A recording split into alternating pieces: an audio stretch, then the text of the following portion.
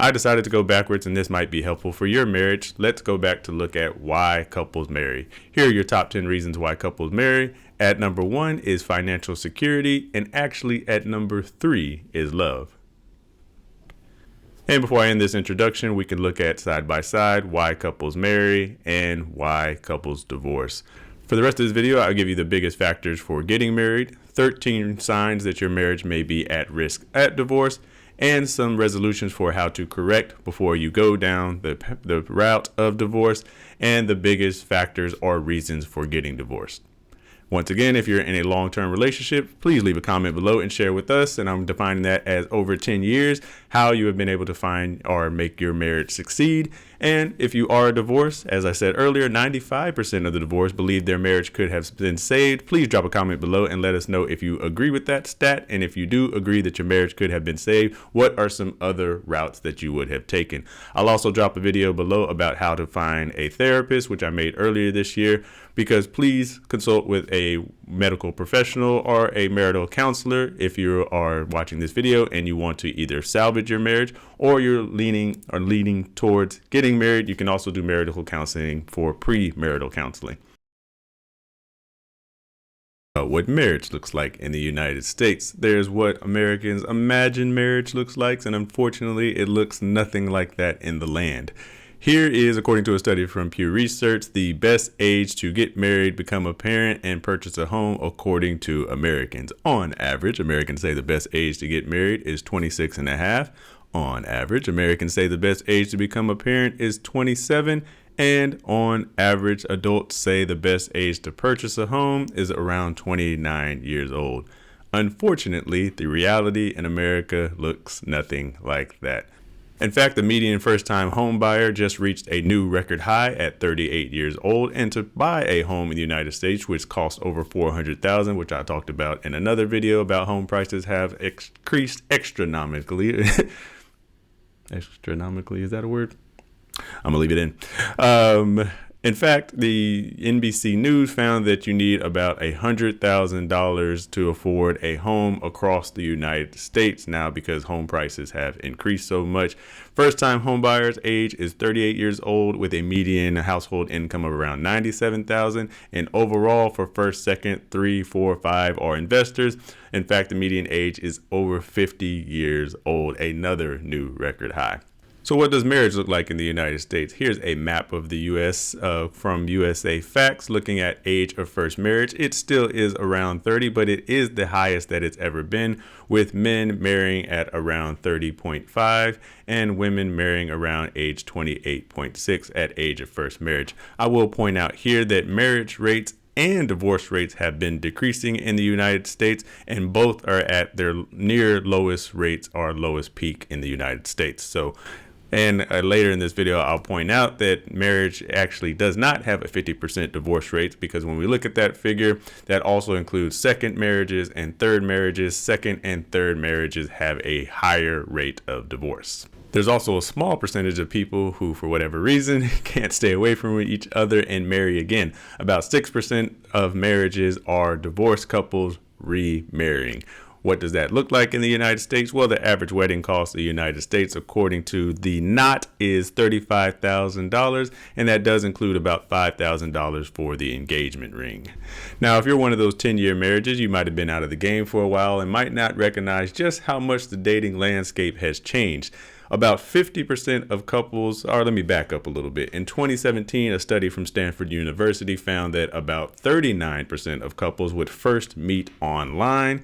Now, in 2025, if we forecast that forward, about 50% of couples start online. So thinking social media, dating apps, and things of that nature. And in fact, for men under age 25, about half have never approached a woman in real life. Additionally, as far as young men go, from ages 18 to 29, about 63% are single. That's about twice as many as young women. When young men were asked why they're staying single, there actually wasn't a very particular complicated reason. They just want to. So both young men and women are choosing to stay single. But when it comes to a survey of men and women, when men and women were surveyed, it actually turns out that more men were looking for a commitment and long-term relationships when they are looking than women. Probably not surprising to any single people watching this video right now, cohabitation is actually the most common form of relationship in the United States. And less people are having children. In 1993, about 60% of individuals in their 30s would have had at least one child in the household. Now it's almost the complete opposite, with 75% of individuals in their 30s not having children.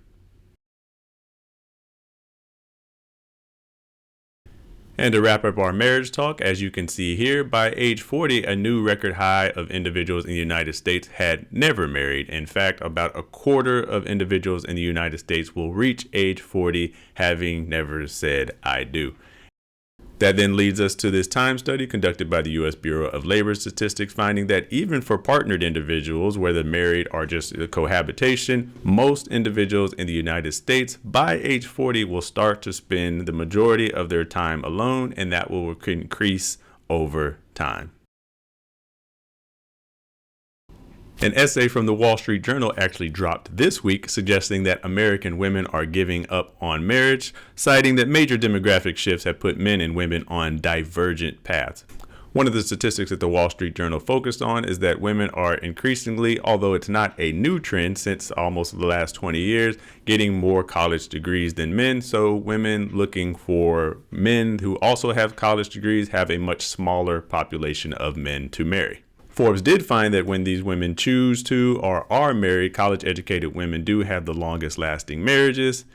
And as I said earlier, actually more men than women are looking for long-term relationships, with 30% of single women looking for romance compared to about half of men. I will clarify that that is all men, keeping in mind that as someone asked me on Instagram when I posted this infographic, where I post all the infographics featured in this video, that is young men, which I think their cutoff was for ages 18 to 25. And they said that there's about twice as many single men in that age group as there are single women. However, there are more total men looking for relationships than there are men, as found in this study when looking at all men across all age ranges. And when we then look at men ages 18 to 25, about half have never approached a woman in real life.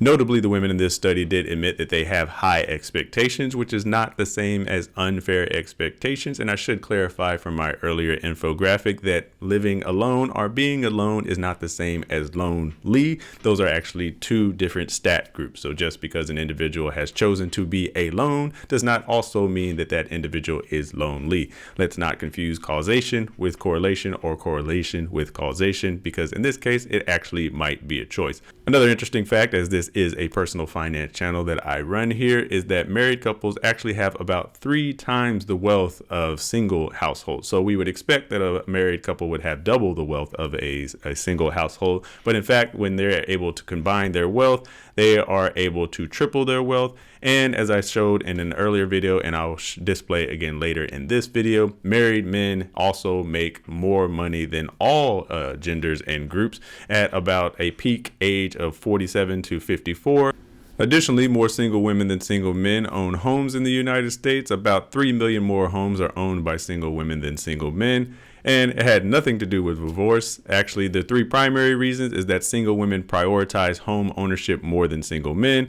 They had higher college education attainment, and typically in the United States, individuals with college educations have more homes than the non-college educated, and single women, including widowed, had longer life expectancies than men in general. And generally speaking, women live longer than men in the United States and have a longer life expectancy. So we can look at the state of marriage in the United States in these 3 charts, as I ended there with single women owning more homes than single men.